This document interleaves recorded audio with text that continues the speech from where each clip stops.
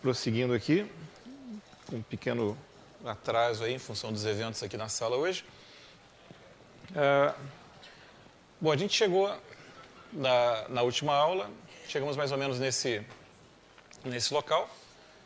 Como eu disse, a palavra postulado aqui a gente está utilizando num sentido bastante amplo, assim, ninguém está com uma pretensão muito séria de fazer a teoria da mecânica quântica de uma forma axiomática bem precisa, mas a gente está tentando compilar algumas informações de uma maneira que seja, digamos assim, razoavelmente clara. Então, esse é o nosso primeiro porto seguro aí.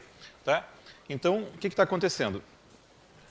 A gente está querendo descrever o comportamento de uma partícula. Como eu disse, quando eu falo partícula, em geral, eu gosto de pensar num elétron. E hoje, eu realmente estou mais tenso do que nos outros dias. Hoje eu tenho certeza que tem uma pessoa que conhece bastante mecânica quântica na sala, então agora eu não posso mentir. Então, o Marcelo Terra Cunha está lá. Então, se ele não me jogar tomates, eu já vou ficar muito feliz. Então, eu vou ter que realmente me policiar para não falar tanta bobagem. Então, nós estamos tentando lidar com uma partícula, como eu disse. Eu sempre gosto de pensar no elétron, que é o protótipo de partícula quântica, né? E que está se movimentando numa linha reta. E a descrição desse elétron, então, acaba passando por uma função desse tipo, essa função psi de Tx, ou seja, ela depende do tempo e ela depende da posição. Então, essa posição é alguma coisa que está ao longo da reta. Poderia ser no Rn, também sem problema, enfim. Mas se a gente pensar na reta para facilitar, e ela tem uma interpretação em termos de probabilidade. Ontem, quando a gente terminou, batendo papo com alguns dos alunos, as pessoas me perguntavam, bom, por que a equação de Schrödinger é aquela, por que não é outra, e não sei o quê. E, embora existam motivos, existam razões para que você escreva uma equação de onda semelhante àquela que foi escrita, deixa eu ver se eu volto aqui rapidinho, a equação de Schrödinger. Deixa eu só... Então, tá, só para deixar ela aqui para todo mundo ver. Então, tem razões para se deduzir uma equação desse tipo, mas, adotando um ponto de vista bastante concreto com relação à física, no fundo, quando um físico propõe uma equação que descreve um fenômeno, o grande compromisso da equação é descrever o fenômeno. E se ela descreveu bem o fenômeno, você tem um bom motivo para utilizá-la como a base do teu raciocínio. E essa equação que o Schrödinger propôs aí nos anos 20, ela descreve muito bem coisas como, por exemplo, entender o problema que eu acho que talvez eu tenha mencionado muito rápido no primeiro dia. Quando você tem, por exemplo, o hidrogênio, que é um gás composto, as moléculas dele basicamente tem lá um átomo, o átomo de hidrogênio é um próton, que está lá, digamos assim, no centro, digamos assim, das coisas, uma analogia com o sistema solar, e o elétron que está à volta dele de alguma maneira. E esse elétron, ele tem níveis de energia bem definidos, ele não pode ter qualquer energia, uma coisa curiosa, de maneira que quando você aquece esse gás, esse elétron recebe alguma energia de fora, ele vai para alguma camada mais externa, depois ele volta. E quando ele volta, ele emite alguma luz. E se você olha qual é a luz que é emitida, quais são as cores que são emitidas, descobre que são cores bem definidas. Isso é o chamado espectro do elemento, né? O espectro no sentido em que os físicos utilizam essa palavra para quando se faz esse tipo de experimento. E essa equação, quando você troca aquele potencial V de x pelo potencial correto, que é um potencial que cai com 1 sobre a distância, você obtém níveis de energia, obtém certos altovalores, a gente vai voltar a esse assunto mais para frente, mas esses níveis de energia são os níveis corretos. Então, se monta uma teoria que, por mais que ela possa, matematicamente, à primeira vista, você ficar pensando se é por que é essa ou não é, o fato é que ela é extremamente bem sucedida ao descrever esses fenômenos, tá? Que não dá uma indicação muito boa de que parece que está no caminho correto ao considerar uma equação como essa. Então, como eu já disse, ela é uma equação que mescla algumas propriedades aqui. Se a gente olha para cá, ela é uma equação de primeira ordem no tempo, um pouquinho como é a equação que a gente está bem acostumado, que é a equação do calor. Aqui também tem um Laplaciano de x, um Laplaciano em x. Então, aqui ela se parece um pouco com a equação do calor, mas, ao mesmo tempo, tem um comportamento que tem essa coisa imaginária aqui, tem esse i, acaba dando algum comportamento que parece um pouco de onda, tá? Então, ela é uma equação que, num certo sentido, matematicamente falando, é um pouco um híbrido entre uma equação do calor e uma equação de onda. Então, tem características, enfim, um pouco de uma, um pouco da outra. Mas eu gostaria de começar comentando um experimento, que é uma das coisas assim bem interessantes, e que curioso porque ele nos ajuda a pensar um pouquinho sobre toda a questão de significado de probabilidade. Tá? Então, a gente está, como eu disse, a gente está falando de mecânica quântica. Nós falamos que essa onda, esse psi, de alguma forma tem a ver com a densidade de probabilidade de você encontrar o nosso elétron em algum lugar, tá? Numa certa região. Então, vamos meditar um pouquinho aqui sobre um experimento que é bem interessante, porque ele começa como um experimento mental, como uma coisa que você imagina, tenta fazer na sua cabeça e ver quais são as consequências, e, de fato, é algo que pode ser perfeitamente feito realmente num laboratório, pode ser executado, e é mais incrível, ele não é executado apenas com elétrons, ele pode ser executado hoje em dia até com coisas bem maiores que elétrons, com algumas moléculas e tudo, e é um experimento chamado de dupla fenda. Então, o que é a dupla fenda? Então,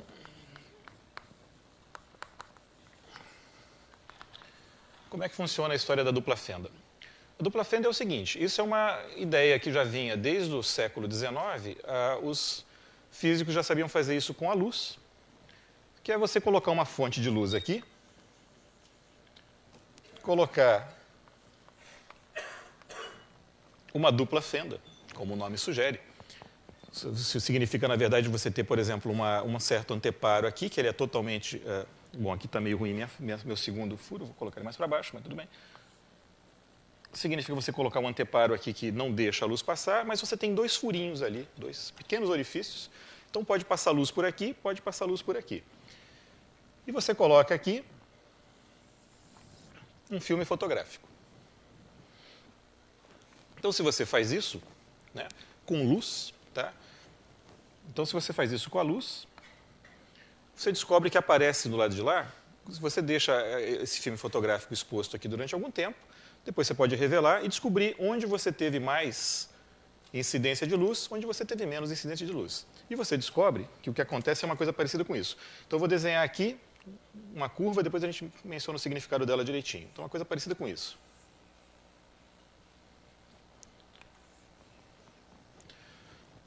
O que isso aqui significa?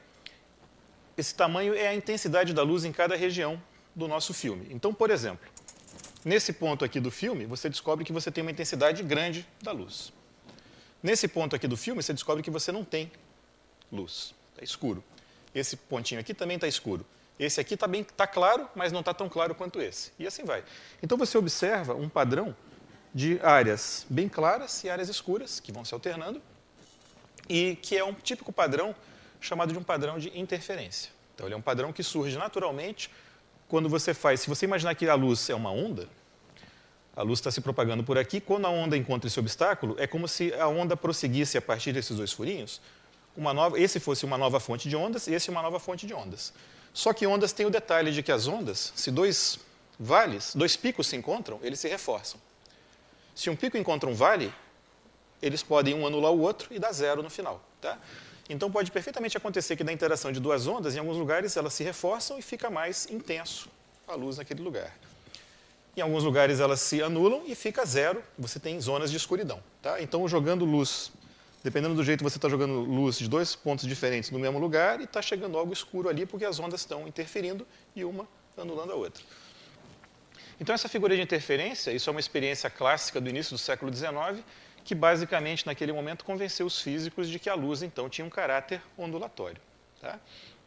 Houve uma disputa entre o Newton e, acho que o Huygens, se não me engano, para saber se a luz era onda ou se era partícula. O Newton era um defensor de uma teoria, basicamente, de corpúsculos para a luz. O Huygens de uma teoria ondulatória.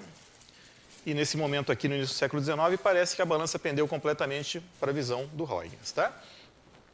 Bom, então isso é feito com luz. Então, agora, deixemos a luz de lado. Vamos trocar a nossa fonte. Então, agora eu vou colocar a nossa fonte como sendo uma fonte de outra coisa. Não que a luz não tenha caráter quântico, bom, a gente poderia entrar nisso aí, mas agora eu vou pegar uma fonte de elétrons. Tá? Então, imagina que essa nossa fonte, ela dispara um elétron. Eu sempre gosto de brincar e pensar que é um elétron por dia. Por que eu gosto de pensar assim? Para que você saiba que tem um elétron, ele vai passar por isso, chegou lá, e em algum momento ele impressionou esse filme fotográfico de alguma forma. Tá? Essa placa detectora aqui. E aí no dia seguinte você joga um outro elétron e depois outro elétron no outro dia, para que eu tenha certeza que o elétron do dia da quarta-feira não interferiu no elétron da quinta, que não interferiu com o elétron da sexta, tá? Então eles são lançados de maneira independente, tá? Então se você faz isso, olha só,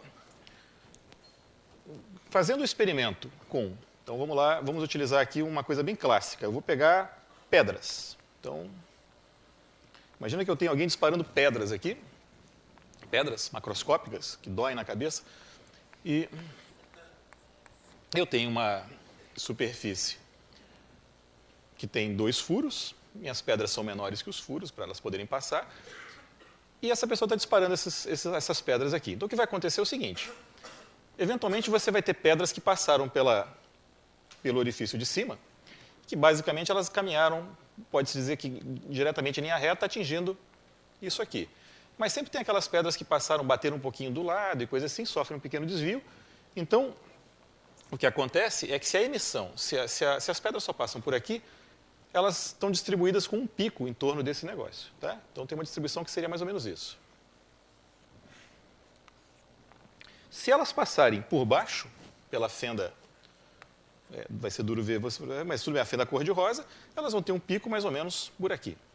Tá? Mais ou menos aqui e a mesma coisa, tem um decaimento. E como elas podem eventualmente passar por aqui ou por aqui, e esses dois eventos, em princípio, são coisas que não dependem um do outro, ou seja, o que eu estou fazendo essa curva, o que ela significa? Significa que eu fiz o experimento diversas vezes, joguei muitas pedras, estou fazendo um histograma, né? Chegaram 30 pedras caíram aqui, 25 pedras aqui, 2 pedras aqui, por aí vai. Então, se você superpõe as duas curvas, o resultado, basicamente, sei lá, é basicamente a soma das duas. Do jeito que eu fiz aí, seria uma coisa parecida com isso aqui, assim, tá? Então, eventualmente, se essas coisas estão mais próximas, poderia ter a parte do meio que é mais gordinha poderia se somar e daria uma coisa com um único pico aqui, tá? Então, isso aqui, basicamente, é a figura que apareceria se a gente jogasse pedras, ou seja, partículas, coisas que se movem, não são ondas que estão se difundindo, elas são coisinhas que andam sem se espalhar, passam por aqui, chegam lá e atingem a parede, tá? O filme fotográfico. Então, isso seria a figura clássica. Agora, se a gente faz com luz, a gente obtém uma figura de interferência. Se a gente faz a experiência com pedras, a gente obtém aquela curva desse tipo. Uma curva que não tem interferência, ela é uma espécie de soma dessas duas coisas. Tá? Não tem franjas, não tem lugar que não chega pedra nenhuma. Uma pedra não pode anular a outra, né? Se chega uma pedra no lugar com outra pedra junto, elas não se anulam, isso não existe, né? E agora a brincadeira é a seguinte, a gente vai fazer a mesma coisa com elétrons. E se a gente vai fazer com elétrons, bom, o natural para todo mundo, especialmente se a gente está lá no início do século XX, é acreditar que o elétron se comporta como uma partícula. O elétron deveria ser como se fosse uma pequena bolinha, uma pequena pedrinha, durinho, tá? Bonitinho, polido, brilhante. Então, se você dispara o seu elétron aqui, o que vai acontecer? Você dispara um elétron, dispara outro, o filme vai ficando impressionado. Cada vez que você dispara um elétron, aqui é uma coisa importante, se você olhar seu filme, após o disparo de um único elétron, você vai ver uma coisa assim. Você vai ver um lugarzinho onde o elétron chegou. Você jogou um segundo elétron, você vai olhar seu filme, vai ter um pontinho assim, onde o outro elétron chegou. Então, cada elétron que chega lá, ele impressiona o filme num único lugar, basicamente. Tá? Ele chega lá e interage com o filme de maneira localizada. Depois o Marcelo pode dar todos os contra-exemplos para tudo que eu vou dizer aqui, e todas as sutilezas possíveis. Mas aí você deixa isso rodando, vai jogar diversos elétrons, eu falei um elétron por dia, a gente deixa isso aqui alguns meses ligado, em alguns lugares vão chegar muitos elétrons, em alguns lugares vai chegar menos, e você vai lá ver que curva você obtém, faz o histograma. O que é incrível é que você vai obter não é uma curva parecida com aquilo, mas é uma curva parecida com isso, no qual tem lugares, por exemplo, onde não tem elétron nenhum. Então parece muito estranho que você jogando pedrinhas aqui, elas passem pelo buraco e de repente tem lugares onde não chegou pedrinha nenhuma. Então a curva que aparece quando você faz esse experimento com elétrons, e eu repito, é importante dizer que isso começa basicamente como um experimento imaginário, mas esse é um experimento que pode perfeitamente ser realizado. Tá? Tem um cara que é um dos grandes papas aí dos físicos experimentais, um cara chamado Zeilinger, é um cara que consegue fazer isso com moléculas, não só com átomos. Tá? Ele consegue fazer esse milagre com coisas bem maiores que um único elétron. E o impressionante é que você obtém essa figura, que é a figura de interferência. Então, foi começando a ficar claro que, sob certas condições, a sua partícula tem um comportamento ondulatório. Mas o que é curioso é o seguinte. Então, o elétron que eu disparo na quarta-feira, por exemplo, pode ser o elétron que chegou aqui. Isso aqui foi a quarta-feira. O elétron que eu disparo na quinta-feira, em princípio, é um elétron que tem as mesmas características do elétron da quarta. Foi preparado exatamente da mesma maneira. Então, a gente pode dizer que o elétron da quarta, o da quinta, o da sexta... O Marcelo já está ficando irritado. Caramba, então hoje vocês vão ter o auxílio luxuoso do Marcelo nas carrapetas. Aí. Pode botar música também. Então, olha só. O que eu estava dizendo é que o elétron da quarta-feira, o elétron da quinta ou da sexta, eles são identicamente preparados. Eles estão, fisicamente falando, no mesmo estado. Se eles estão no mesmo estado... Now we are looking at the detector plane on the... Ô Marcelo, tudo ia tão bem até agora. Não, tudo... Mas aí, o que acontece? O elétron foi identicamente preparado. Se ele foi identicamente preparado, se o elétron da quarta-feira está num certo estado e você deixa ele evoluir no tempo, ele deveria chegou aqui, por exemplo. Aí você faz o experimento na quinta-feira, o elétron foi preparado exatamente da mesma maneira. Para a mecânica clássica, se ele foi preparado da mesma maneira, ele deveria ter o mesmo destino. E, no entanto, você faz o experimento e descobre que ele impressionou o filme aqui, não lá em cima. Tá? Esse aqui é o da quinta-feira. Opa! Olha que incrível! Estão vendo? Eu não estou mentindo, né? Isso é incrível, né? Então, pelo menos hoje não, né? Por isso que eu estou suando frio. E é extraordinário. Vocês estão vendo que está surgindo uma figura. Na verdade, daqui o ângulo é ótimo, mas você vê que tem umas partes mais escuras e umas partes mais claras. Ou seja, tem locais onde tem uma incidência grande de partículas, locais que tem uma incidência pequena, que é precisamente essa figura de franjas que aparece aqui. Tá? Isso é uma coisa extraordinária, é algo experimental. Tá? Isso não é nenhum devaneio filosófico, não é uma conjectura, não é um papo de café. É um fato experimental. Então, isso é uma coisa muito bonita. Parece ser uma componente fundamental da realidade. Então, o que a gente está vendo ao longo dessa brincadeira é que dois elétrons preparados identicamente, um pode ter um destino, o outro pode ter outro. Então, essa figura que aparece aqui, ela nos dá, basicamente, a probabilidade de encontrar o elétron num certo lugar. Aqui, a probabilidade é bem alta, que ela é proporcional ao tamanho disso. Aqui, a probabilidade é bem baixa, aqui ela é zero. Tá? Mas um elétron individual, eu não tenho como dizer em que ponto exatamente daquilo lá ele vai bater. E pior, dois elétrons identicamente preparados, um pode bater lá em cima, outro pode bater aqui embaixo, outro pode bater aqui, você não sabe. Então, tem uma componente aleatória que parece ser, então, parte fundamental da descrição da natureza. Ok? Então, é mais ou menos isso que a gente estava conversando aí. Aquela função psi, como a gente estava vendo aí, se você pega e integra a tua função psi de tx, ela é uma função complexa, então eu preciso pegar ela em módulo e ao quadrado. Calculo a integral numa certa região, num certo intervalinho aí de, sei lá, L1 até L2. Isso nos dá a probabilidade de encontrar o nosso elétron na região entre L1 e L2 no instante t. Ok? Então, isso aí é a probabilidade da posição, então, está numa certa região, num certo instante. Tá? E aquela equação, então, a equação de Schrödinger, que está voltando aí, o Marcelo agora vai e volta, né? Só para piorar a vida dele. Então, aquela equação, se a gente conhecer esse perfil de probabilidade no instante inicial, se eu conhecer a psi no instante t igual a zero, aquela equação nos permite dizer qual vai ser a psi em qualquer outro instante. Tá? Mas, aqui vai um pequeno comentário. Então, e o que acontece? Então, aquela é a evolução de um sistema que não foi submetido a nenhuma medição. Então, no momento inicial, imagina que a sua psi é essa aqui. Então, esse aqui é a psi para t igual a 0, x. Então, se isso acontece, o que significa dizer isso? Significa que você tem uma probabilidade grande de achar sua partícula nessa região e 0 aqui fora. Tá? Então, a gente pode dizer, grosseiramente falando, que a partícula está basicamente concentrada nessa região. Ou seja, a probabilidade que eu tenho é grande de achar a partícula nessa regiãozinha e é 0 fora. Deixo passar um tempo. Deixo passar alguns minutos. Então, vou mostrar a psi de 10x. Então, passados 10 minutos, então a minha função, de repente, virou uma coisa assim. Então, o que aconteceu? Passados 10 minutos, a minha partícula, que antes parecia bem concentrada nessa regiãozinha aqui, agora ela tem uma probabilidade de estar aqui, uma probabilidade de estar aqui, de estar aqui, tá?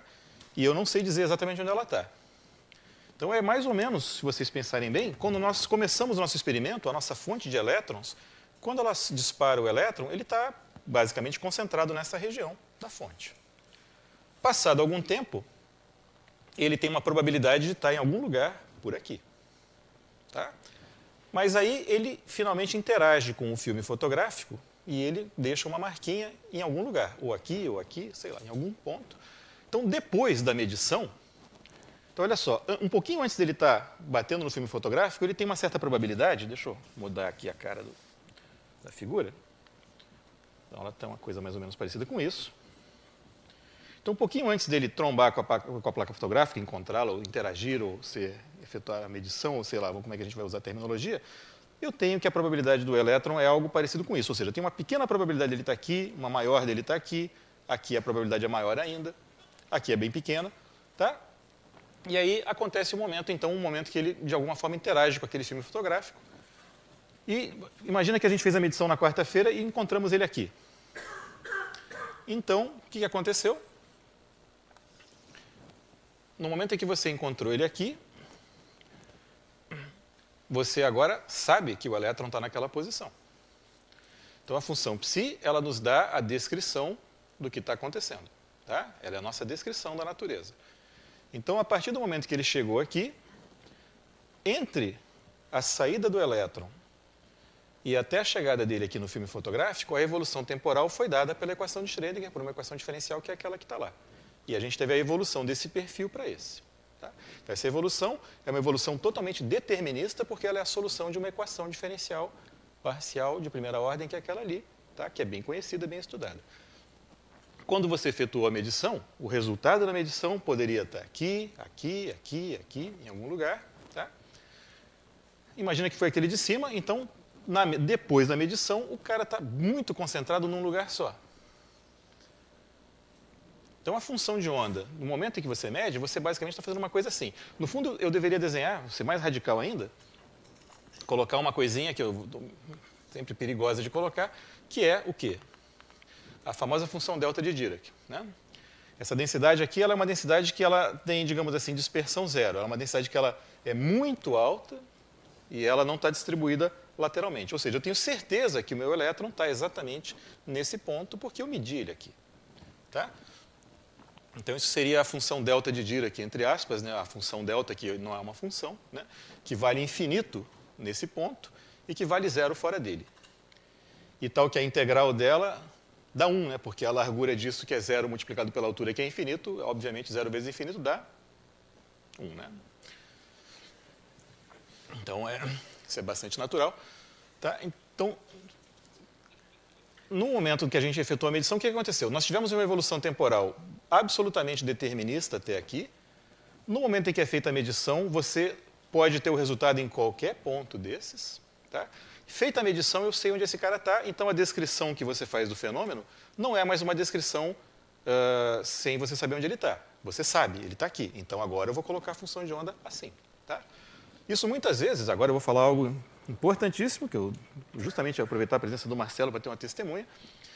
Né? Isso é uma coisa que é chamada, muitas vezes, você vai encontrar diversos livros falando isso, o colapso da função de onda. Né? O colapso, a função de onda deve ter infartado, caiu no chão. E, então, a função de onda está espalhada, esparramada por aqui, e, de repente, ela colapsa num único ponto. E aí gera um monte de coisas. Como é que é isso, como é que é aquilo? Uma visão pragmática das coisas, que é um pouco algo que eu aprendi um pouco com o meu colega Marcelo Terra Cunha, é justamente dizer, na verdade, a gente tem que pensar o seguinte, a função psi, ela é uma descrição do teu fenômeno. Então, nesse momento, a minha descrição, o que eu sei dizer sobre o fenômeno é que meu elétron pode estar em algum desses lugares. No momento em que eu medi e encontrei ele aqui, qual que é a minha descrição do fenômeno? É que ele está aqui. Então, a sua descrição mudou. Então, então não tem nenhum colapso da função, uma coisa dramática, como se a função de onda fosse algo espalhado por tudo e de repente gruda de uma vez só num lugar só. É a nossa descrição que mudou porque, bom, você mediu e agora eu posso dizer que o elétron está aqui. Então a descrição mudou. Tá? Então não tem nada de mais surreal nisso. E a partir daqui, o que acontece? Então, a evolução temporal daqui para cá, ela não foi determinista. Eu não sei em qual desses pontos aqui esse elétron vai aparecer. Quando eu meço, eu descubro. Eu descobri, ele apareceu aqui, eu coloco a minha função de onda concentrada aqui. Ok? Então, daqui para cá, desse ponto aqui até aqui, a evolução temporal é uma evolução absolutamente suave, definida por uma equação diferencial parcial, que é aquela. Daqui para cá, tem uma componente aleatória, porque eu não sei aonde o elétron vai aparecer. Eu sei que é muito pouco provável que ele apareça aqui, bastante provável que ele seja encontrado aqui, bem mais provável ainda que seja encontrado aqui, muito pouco provável que seja encontrado aqui ou aqui, mas quando eu meço, eu encontrei. E aí a descrição é essa. Tá? Encontrou ele aqui, daqui para frente você pode de novo, se esse elétron continuar caminhando, sei lá, se ele sair daqui agora e começar a andar para outro lugar, de novo você pode usar a equação de Schrödinger para descobrir onde ele vai parar daqui mais 20 minutos, mais 30 minutos. Tá? Quando você efetuar uma nova medição, você vai encontrar e ver onde ele está. Tá? Se isso aqui é um filme fotográfico mesmo, se ele de fato interagiu com alguma molécula aqui dentro, provavelmente ele ficou por aqui mesmo. Mas, dependendo do tipo de detetor que você utiliza, bom, ele eventualmente poderia sair andando e ir para algum outro lugar. Tá? Mas o que é importante, então, é que você tem, essencialmente, a evolução temporal padrão, que é dada pela EDP, que é essa aqui, bastante suave e determinista. E tem uma evolução temporal quando você faz uma medição, que é uma coisa um pouco mais radical, porque você passou a saber onde ele está, você passa a descrevê-lo pela posição dele. Ok? Então, daqui para cá tem um dado indeterminista, daqui para cá tem algo absolutamente padrão, que é determinista. Diga. Se o elétron é uma partícula em todo o tempo, e o que eu não tenho é uma espécie de desconhecimento do elétron, quem interferiu? Se ele é uma partícula que passou por uma das fibras, quem interferiu com o elétron? Bom, quem está dizendo que o elétron é uma partícula todo o tempo é você, não eu. Não, mas eu entendi errado. Me parece que a minha descrição do fenômeno é uma distribuição de densidade. E aí, quando eu meço, eu descubro efetivamente onde o elétron está. Mas parece que ele era uma partícula em todo o tempo. Parece que eu não sabia onde ele estava. Se eu olhasse, eu sabia. Mas como é que você garante que não é uma partícula todo o tempo? Eu não sei se é. Não, eu também não sei. Não, veja bem, se você fizer uma hipótese... Oi? Quando eu observei o fenômeno e eu concentrei essa distribuição, eu interferi, né? Sim, Eu não só olhei, eu interferi. sim. Sim, você está interferindo. Se você tem um anteparo aqui, tem alguma coisa acontecendo quando esse cara chega lá. Então, ele é parte do teu sistema físico, né? A questão é exatamente, você poderia fazer a hipótese, se eu faço a hipótese que o elétron o tempo todo é uma bolinha que tem uma posição bem definida, se eu tentar fazer esse experimento aqui, ele deveria me dar uma coisa no estilo a distribuição que eu tenho se eu estivesse jogando pedrinhas por 2 buracos. Quando eu faço o experimento e eu descubro que não é isso que acontece, então eu tenho um bom motivo para começar a achar que talvez o elétron não seja uma pedrinha o tempo todo. Tá? O que ele é, aí eu não sei, eu não sou um elétron, então eu nunca sou. Mas o que eu posso garantir para você é que fazendo uma descrição por meio de uma equação como a equação de Schrödinger, você consegue uma descrição do fenômeno bastante fidedigna. Tá? O lado, como eu disse, eu estou fugindo completamente dos lados metafísicos de dizer o que exatamente é um elétron, uma coisa assim, eu não sei. Tá? Os físicos, quando começaram a discutir essas coisas, começaram a falar muito na dualidade partícula-onda. Que então um elétron, ele em alguns momentos se comporta como partícula, em alguns como onda, que ele tem um comportamento chamado de complementar. Então tem situações nas quais ele pode se comportar como uma onda e, de maneira complementar, as situações em que ele pode se comportar como partícula. Tá? Mas você me pergunta intrinsecamente o que é o elétron. Minha resposta é não tenho a menor ideia. Tá? O que eu sei é que aquilo é uma boa descrição. Agora, eu não me arrisco, talvez o Marcelo Terra Cunha, o que é um elétron? Então, puxa vida, se o Marcelo, muito obrigado, me salvou, hein? Estou devendo uma cerveja daquelas artesanais.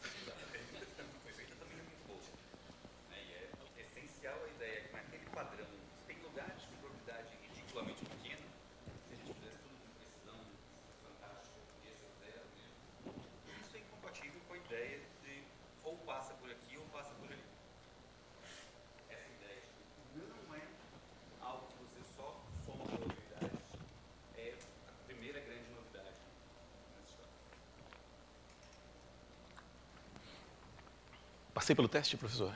Puxa vida. Acho que aprendi alguma coisa com o Marcelo, então. Isso é muito bom. Tá, então... significa dizer que a gente, quando lida com esses objetos quânticos, né, a gente está lidando com seres que têm um comportamento um pouco curioso, mas que que intrinsecamente, metafisicamente, o que eles são exatamente eu não tenho a menor ideia, mas a gente tem uma boa descrição para eles. Tá? E, só voltando para a tua pergunta, tem um detalhe interessante nesse experimento, que é o seguinte, voltando exatamente testando o que você está dizendo. Né? Então, você continuou insistindo com a sua pergunta, você está correto, essa pergunta, pessoas bem espertas fizeram as perguntas de você. Já, se a gente imagina que esse cara é uma partícula, a gente poderia querer dizer por qual das sendas ele passou, se pela de cima ou pela de baixo. Então, você pode colocar um elétron, quando o elétron passa por algum lugar, o elétron ele é uma carga elétrica em movimento. Então, uma carga elétrica em movimento é uma corrente. Então, você poderia ter um detetor de corrente, de alguma forma te diz se passou alguma coisa por ali ou não. Tá? Se você se você conversar com esses caras que são técnicos em eletrônica, eles têm um negócio que chama-se, acho que é alicate amperométrico, ou ampero, sei lá o quê, que é um alicate que você fecha um anel em torno de um fio, e pelo campo magnético produzido ali, ele sabe se está passando corrente no fio ou não, sem ter que encostar no fio. Então, você vai lá, pega o seu super alicate microscópico, coloca ele aqui. Tá? Então, a gente colocou o nosso alicate maravilhoso. E, bom, basicamente aqui é o seguinte, se o elétron ou ele passa pela fenda de baixo ou pela de cima. Então, se o meu alicate detectou alguma coisa, eu sei que ele passou pela de cima. Se ele não detectou nada, eu vi, opa, apareceu uma marquinha aqui. O alicate não detectou nada é porque passou pela de baixo. Então, você pode fazer o experimento assim de novo e ver o que acontece. E o detalhe impressionante, surpreendente, é que se você tiver, então, uma forma de detectar se o elétron passou pela fenda de cima ou pela de baixo, a figura que você vai obter não é mais a figura de interferência. Você vai obter, basicamente, uma figura que é a figura compatível com jogar pedras pelos buraquinhos. Tá? Então, aí justamente foi quando as pessoas começaram a falar da história da complementaridade. Um experimento que permite detectar o elétron passar por cima ou por baixo é um experimento no qual, basicamente, esse cara está se comportando como pedra porque ou ele passou em cima ou ele passou embaixo. E aí o resultado do experimento é o resultado compatível com pedras passando pelos buracos. Se você tira isso daqui, desliga o seu alicate, retira o alicate, não tem mais alicate nenhum criando nada ali, você não tem mais condições de dizer se ele passou por cima ou por baixo, você vai obter a figura de interferência compatível com o padrão ondulatório. Tá? Então, isso é um negócio extraordinário, o que significa dizer que a natureza desse cara não é intrinsecamente nem uma coisa nem a outra. Então, ele é algo um pouquinho mais sofisticado do que isso, que, de novo, metafisicamente falando, eu não tenho a menor ideia do que seja. Tá? Como eu falei, não sou um elétron, mas que essa é a parte bonita da coisa. Mesmo sem eu saber filosoficamente que bicho é esse, aquela equação descreve isso muito bem. Então, isso é fantástico. Tá? Então, muito bem, passei, acho que esse era o teste de fogo. Então, consegui aqui. Puxa vida. Então tá, então vamos prosseguir. Né? Então, temos uma conversinha um pouquinho mais, entre aspas, filosófica, uma conversa um pouco de interpretação. Né? Como eu disse, eu quero fugir dos grandes problemas filosóficos, basicamente porque eu sou ignorante, mas as questões de interpretação, pelo menos um pouquinho, saber o que a gente quer dizer com a probabilidade, é importante meditar um pouco sobre isso. Né? Então, estamos aí. Continuando, então, nas transparências, eu vou seguir as transparências um pouco, tem hora que eu vou sair um pouco delas. Então, olha só. Aquela equação diferencial, a equação de Schrödinger, ela basicamente é uma equação, como eu disse, ela tem um termo de primeira ordem, que é a parte temporal. Então, no fundo, você pode dizer que você tem a derivada do psi em relação ao tempo, que é Então, escrevendo lá. Isso aqui é 1 sobre IH, se eu não estou enganado, H cortado. E aqui eu vou chamar assim, H aplicado em psi. Onde quem que é o H? Então, o operador H é um cara que tem a ver com a derivada segunda no espaço. 1 sobre 2m, tem mais uma constante aí, que é o H quadrado, mais V. Então, aplicar o operador H numa função significa você derivar essa função 2 vezes, multiplicar por esse número pequenininho, e pegar essa função e multiplicar pelo V de x. Né? Então, a cara da equação é mais ou menos essa. E olhando assim, pelo menos ingenuamente, se você olha, a derivada de uma função é igual a função vezes uma constante, você gostaria de resolver por meio de uma exponencial. Né? Então, coça o dedo para dizer que a evolução temporal da função psi de t é algo do tipo exponencial de 1 sobre isso, h, aplicado em psi. Tá? No psi do instante t igual a 0. Tá? Então, essa é uma maneira, digamos assim, ingênua da gente resolver o problema. Ela é ingênua porque a gente precisa tomar cuidados. Nós aí conversamos ontem ou anteontem sobre o que era a exponencial de um operador. Tá? Mas nós falamos sobre o que era a exponencial de uma matriz. Quando você lida com operadores mais gerais, especialmente um operador como esse, que envolve fazer derivadas e coisas assim, a gente tem que ser mais cuidadoso, até porque o operador de derivada, a gente estava conversando sobre isso, eles não é um operador limitado. Você pode pegar uma função que está lá oscilando muito entre 0 e 1, e quando você deriva, a derivada é gigante. Então, esse tipo de coisa aqui é algo que eu até posso escrever, mas dar um sentido a isso é um pouquinho mais complicado. Tá? Então, é uma expressão que eu vou deixar lá entre aspas. Por outro lado, se alguém se sente muito mal com aquilo, então, muito grosseiramente falando, aquilo seria a evolução temporal da nossa função de onda. Tá?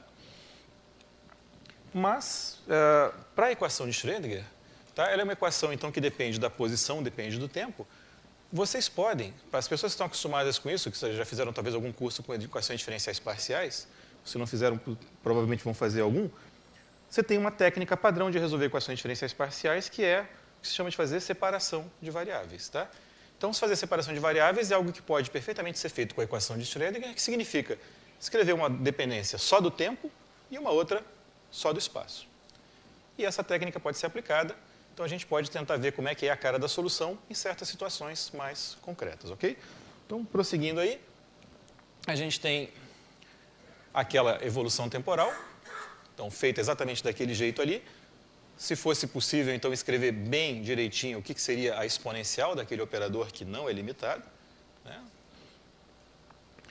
Um detalhe, abusando um pouco aí da paciência com a notação e tudo mais, se o nosso operador é um operador autoadjunto, a exponencial, esse tipo de operador, um operador desse tipo aqui, tem um t faltando aqui, né? Desculpa. Um objeto desse, quando você calcular o conjugado dele, seria a exponencial de menos isso vezes o h estrela. Mas o h estrela é ele mesmo, esse operador é autoadjunto. Então, quando você calcular o conjugado disso, de fato, ele é a inversa do operador original. Então, isso aqui é um operador unitário. E é bom que ele seja um operador unitário pelo seguinte, porque significa que quando você tem a sua função original, a sua função psi de x no instante t igual a 0, o que deve acontecer com a integral do quadrado dela no instante 0? Deve dar 1, porque aqui dá uma probabilidade de encontrar o elétron em algum lugar. Se você deixar isso evoluir durante 15 minutos, você gostaria de continuar tendo uma função que te dá uma densidade de probabilidade. Então, ela tem que estar normalizada também, certo? Então, a sua evolução temporal tem que preservar a normalização. Se a evolução temporal, então, é uma evolução unitária, significa dizer que quando eu integrar a função psi num instante t, ao longo de x, o módulo de psi ao quadrado, isso vai dar 1 também, porque a norma não mudou, tá? Graças ao fato de que isso é unitário. Então, isso é muito bom. A evolução temporal preserva, então, a norma do teu vetor original, da tua função. Tá? Então, ela é um perfil de probabilidade no início, dali 15 minutos ele continua sendo um perfil de probabilidade, que é ótimo. Bem compatível com o que está sendo feito. Pois é, aqui o comentário, né? Se o H fosse limitado, a gente teria uma expressão em série daquele tipo, que é confortável. Tá? Mas o H é um pouquinho mais complicado do que isso. Aqui vem o comentário, então, que está sendo feito, de que quando você encontrou a sua partícula num certo ponto, x0, você gostaria de, então, dizer que a sua função de onda, se você começa dizendo assim, olha, meu elétron está exatamente na posição x igual a 0. Então, qual é a função de onda no momento inicial? Quem é a função psi? Então, esse é o momento em que você gostaria de poder escrever que a sua psi 0x é a função delta do ponto 0. Tá? Onde delta é aquela função maluca. Então, eu vou escrever, atenção, realmente vou escrever isso no ímpar, as paredes vão tremer agora. Então, isso aqui é... Espero sobreviver ao desabamento.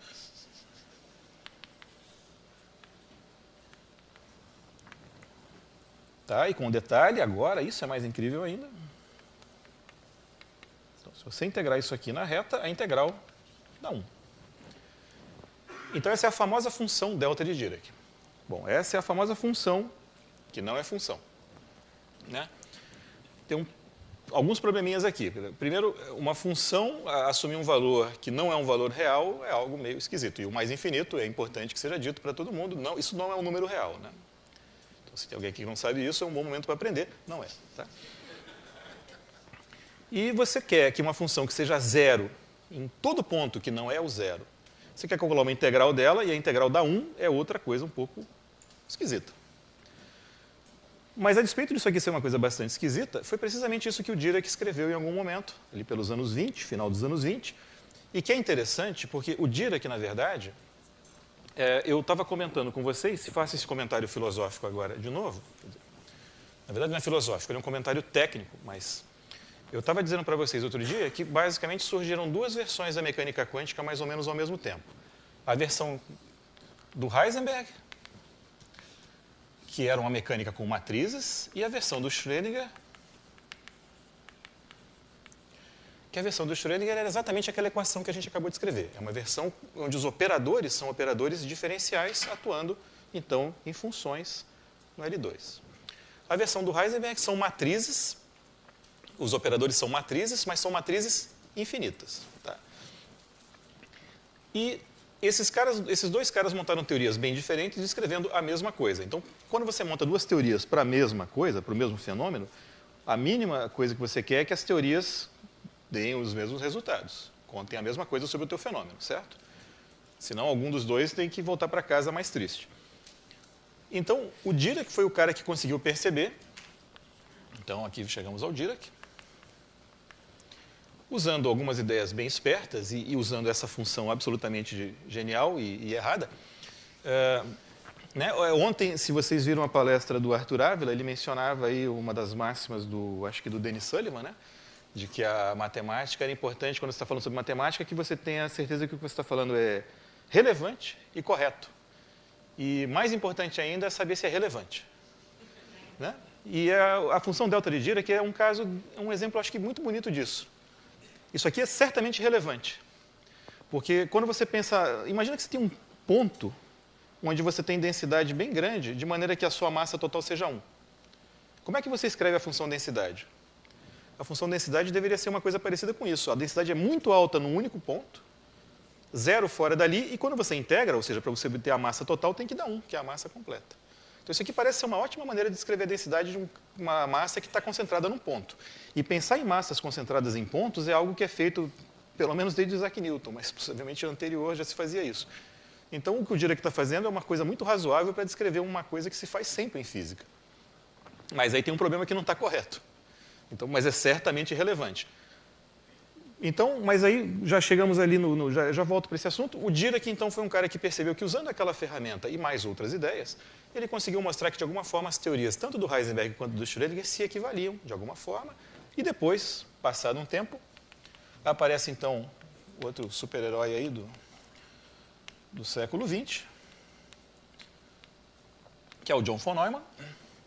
O John von Neumann, então, tem um livro dos inícios dos anos 30, que fala sobre os fundamentos da mecânica quântica, no qual, essencialmente, ele, entre outras coisas, ele chama isso aqui de uma ficção, que é bem engraçado, e sem usar aquela ficção do Dirac, o von Neumann consegue criar, estudando basicamente álgebras de operadores, ele consegue entender que as teorias de Heisenberg e Schrödinger são versões diferentes da mesma álgebra, são representações diferentes da mesma álgebra. Tá? Então, que tinham operadores que satisfazem certas relações algébricas em abstrato, que você pode concretizar esses operadores como sendo, por exemplo, o operador pegar uma função e levar na sua derivada, ou pegar uma função e levar nela multiplicada por x, ou você pode, se você não quer usar funções, você pode ir para um espaço vetorial de dimensão infinita e usar os operadores como sendo as matrizes que o Heisenberg tinha escrito. Tá? Então, dessa maneira, o von Neumann conseguiu, de alguma forma, mostrar que as duas teorias eram duas faces da mesma moeda. Tá? E aí ele, de quebra, ainda fundou toda uma teoria de álgebra de operadores, que é belíssima, que é gigante, cresce até hoje. Tá? Mas, só para dizer que o Dirac não ficou completamente destruído na história, a função delta de Dirac, ela acabou motivando, ela parecia ser uma ideia relevante. E se ela é uma ideia relevante, ela merece continuar sendo estudada. E os matemáticos conseguiram criar toda uma teoria chamada de teoria das distribuições, que incorpora o delta como um objeto bonitinho lá dentro. Não é mais uma função, então ele não é uma função, porque ele não pode ser, mas você tem uma teoria chamada de teoria de distribuições, tem toda uma teoria que fala de como é que você resolve uma equação diferencial parcial no sentido de distribuições. Porque, basicamente, essa expressão de cima ela é estranha. Mas, por outro lado, o delta sempre aparecia dentro de integrais. E quando você coloca os caras dentro de integrais, eles têm a ver, na verdade, com funcionais lineares. Então, a função delta, ela, na verdade, surgiu uma teoria, que é a teoria das distribuições. As funções usuais são casos particulares, e tem objetos um pouco mais bizarros lá dentro da teoria, como o funcional delta, que é um funcional tal que quando você pega, ele pega uma função. Se você pegar uma função, você pode associar o valor da função na origem. Isso é um funcional linear. Tá? Então, esse funcional, basicamente, está associado ao que seria a função, entre aspas, delta, a distribuição delta. Então, há uma maneira de falar sobre esse objeto de forma rigorosa, que é bem bonita. Não é meu objetivo aqui ficar fazendo análise dessas coisas, mas só para dizer que o Dirac, então, ele saiu por cima, num certo sentido, porque ele tinha uma ideia relevante. Então, voltamos à máxima de ontem do Dennis Sullivan. Então, meditem sobre isso. Isso é uma lição para ficar na cabeça. Tá? Então, usando essa função exótica, quando você localizou a sua partícula na origem, você pode, então, usar a delta de Dirac na origem como sua solução. Agora, você pode resolver a sua equação de Schrödinger usando como condição inicial o delta da origem, tá?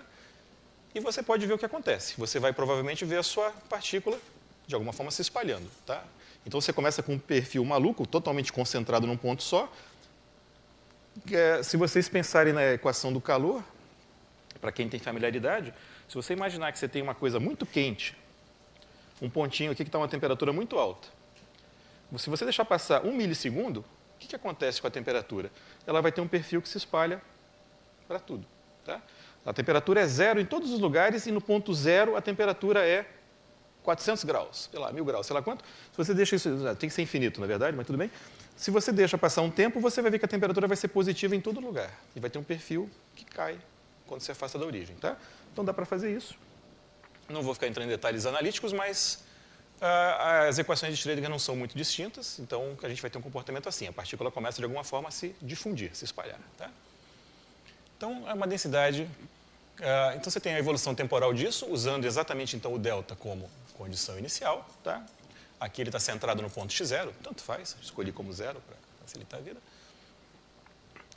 Então, agora, exatamente, vem o comentário do Arthur, as transparências são todas originais dele, que se você começar num ponto, o comentário dele é exatamente o que a gente estava falando agora há pouco. Se você começa com a sua partícula aqui, espera 10 minutos e faz uma medição e encontrou a partícula lá na cadeira do nosso colega lá. Prepara agora um sistema de maneira idêntica, tá? Com uma partícula aqui que está num estado que é exatamente idêntico à da primeira partícula, deixo ela evoluir 10 minutos, faço a medição e encontrei ela lá, perto do Terra Queen. Então, embora a evolução temporal, o perfil de probabilidade vai ser o mesmo, na hora que eu faço a medição, uma hora eu posso encontrar o resultado da partícula lá, outra hora ali, em lugares diferentes. Tá? Então vem justamente isso que ele disse, que ela pode evoluir ao longo do tempo de maneiras distintas. Essa é uma frase que eu acho ela eu preferi um pouquinho de cuidado. Na verdade, a evolução temporal, antes de fazer a medição, a evolução temporal é a mesma, só que ela é a evolução temporal do quê? De um perfil de probabilidade. Ok? Então, aqui está o comentário do Arthur, que é a visão que, para a gente, é a visão razoável de probabilidade nesse caso, que a gente está falando em probabilidade? A gente está pensando assim, que a gente tem uma quantidade muito grande de sistemas identicamente preparados. Tá? Então, é importante isso. É um pouco diferente de eu pegar uma moeda, jogar uma moeda, ver se ela é cara ou coroa.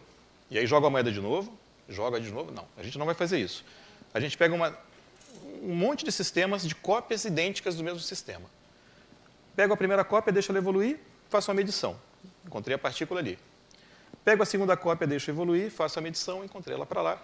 Faço isso com diversas cópias idênticas do mesmo sistema e obtenho o meu histograma. E isso me dá a probabilidade de encontrar esse cara para cá ou para lá. Tá? Então, da partícula que eu encontrei ali, perto do nosso amigo, eu não vou medir ela de novo. E não vou medir ela 500 vezes como eu faria com uma moeda. Tá? Aquela partícula eu medi, ela encontrei ela lá perto, deixo ela lá perto dele. Fica com ele, ele leva para casa de brinde de lembrança do curso. Tá? Então, você tem uma interpretação, por assim dizer, de um ensemble, um conjunto de caras identicamente preparados. Uma certa fração deles vai se comportar de um jeito, outra fração de outro, e assim vai. Tá? Bom, então, é mais ou menos isso que está escrito aqui. Aquele U de T, então, é o operador, uma operação unitária, que nos dá a evolução temporal, desde que esteja bem definido. Então, ele tem uma propriedade de semigrupo. Então, se você pega isso aqui, se a gente chamar isso aqui de U de T,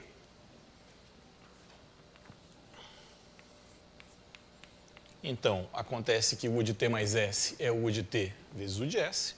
Isso é uma propriedade bastante conveniente, né? Então, você consegue propagar o que acontece. Bom, e aí, então, o Arthur justamente começa a mencionar que a gente pode lidar com uma equação como essa, usando separação de variáveis, tá? Então, você pode pegar a equação de Schrödinger numa situação concreta, quando a gente tem um V de x conhecido, separar variáveis, uma parte que depende do tempo, uma parte que não depende. Então, se você faz isso, olha só, você usa a sua constante de separação, chama ela de lambda, está aqui a parte temporal, está aqui a parte espacial. Tá? Então, olha só, a parte temporal é uma equação relativamente fácil de resolver. A parte espacial, ela vai ficar uma equação que é h de psi igual a lambda psi, que é um problema de autovalores, certo? E aí você pode tentar entendê-lo. E um detalhe interessante é que os autovalores disso, então qual que seria a parte espacial? Deixa eu escrever ela rapidinho aqui. Então a parte espacial vai ficar assim. H de psi, H é um operador linear, igual a lambda psi. Então isso é o típico problema de autovalores. Então se você consegue encontrar soluções para isso, você está encontrando autovalores do teu operador H. Então, aqui uma coisa que é fundamental, que é interessante, é o seguinte. O H, o hamiltoniano, na mecânica clássica, às vezes eu gosto de botar um chapéuzinho aqui, só para lembrar que isso aqui é um operador. Tá? Então, o H da mecânica clássica é uma função que dependia da posição e do momento, como a gente viu aí, e que tinha uma interpretação como sendo uma energia mecânica, a energia do sistema. Então, os autovalores do operador associado ao H clássico, que agora é esse H chapéu, eles também vão ser os autovalores que têm a interpretação como sendo os valores possíveis da energia que o meu sistema pode assumir. Tá? Então, quando você resolver essas equações aqui, os lambdas que vão aparecer, eles não são números ao acaso, não são números sem significado, eles têm um significado importantíssimo, são as energias que o teu sistema pode ter. Por exemplo, se a gente colocar aqui o H que corresponde ao hamiltoniano de um átomo, ao hamiltoniano do potencial criado por exemplo, um próton, que está lá, atraindo coisas, com o campo elétrico dele, os lambdas que vão aparecer aqui são os valores de energia que um elétron, que está caminhando em volta desse próton, pode assumir.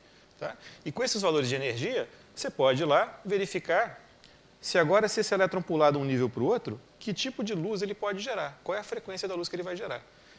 Você, fazendo isso, incrivelmente, o Schrödinger fez isso e descobriu que ele conseguia ver exatamente os números que apareciam, que já eram conhecidos das pessoas que faziam o estudo do espectro do átomo, tá? Que faziam passar a luz, quando você aquece esse gás, vê como é que é a luz que ele produz, e o Schrödinger, então, conseguiu explicar o espectro do átomo de hidrogênio, por exemplo, por meio dessa equação. Então, esses números têm um significado físico extraordinário, e os números que estão aqui são os valores possíveis que essa quantidade, que é a energia, pode assumir no caso do sistema quântico, tá? Bom, eu estou quase acabando. A gente começou um pouquinho atrasado, mas eu estou quase acabando aqui, para não matar ninguém de cansaço. Se a gente faz a separação de variáveis, então, você obtém a parte temporal. Ela é simples, ela é essencialmente uma exponencial de alguma coisa vezes t, que é uma fase aqui, essencialmente. Tá? A outra equação é uma equação, então, que era a que eu estava escrevendo. Tá? Então, a gente tem uma certa classe de soluções. Olha só, se acontecer esse pequeno milagre, você tem que a tua solução inicial ela só é multiplicada por uma fase ao longo do tempo. Tá? E quando você toma isso em módulo ao quadrado, esse termo aqui basicamente desaparece. Então, essas coisas aqui significam uma probabilidade que não depende do tempo. Ok? Se a gente tiver situações em que isso aí eventualmente pode ser mais sofisticado, então, aqui é o caso. Não, esse cara não depende, olha, peguei o módulo ao quadrado disso, isso é 1. Então, aqui a gente não tem uma variação da probabilidade ao longo do tempo. Então, essa é uma situação bastante simples, chamada de situação estacionária. Mas a coisa pode ser um pouquinho mais sofisticada do que isso. E esse aqui, então, é o operador H. E essa é a equação, então, de Schrödinger independente do tempo, que é uma equação, então, de autovalores e autofunções, tá? Ou autovetores, né? O vetor, no caso, é uma função. Tá? Bom, então, basicamente, o estudo dessa equação, ele depende de como é que é o potencial que você coloca. Então, dependendo de quem é o potencial, você pode resolver essa equação de um jeito ou de outro. Se o potencial é, por exemplo, o potencial que é multiplicar psi pela função x ao quadrado, a gente tem um equivalente, um análogo como é que se chama isso? O oscilador harmônico, só que no caso quântico. Aí vai ser possível obter explicitamente as funções psi e explicitamente os valores de lambda, que são as energias assumidas pelo seu sistema. Tá? Então, a gente vai ter que fazer isso com calma, fazer essas continhas. Então, acho que é um bom momento mais ou menos para a gente parar. Então, a gente tem que voltar nessa equação, tentar usá-la numa situação de um potencial mais concreto, para obter, pelo menos num exemplo, pelo menos para o oscilador harmônico, quem são os possíveis valores de energia do oscilador harmônico quântico, quem são as autofunções e ver o que a gente aprende com isso. Tá? Então, acho que basicamente por hoje eu vou ficar aqui. Tá bom? A gente já está no tempo. Obrigado.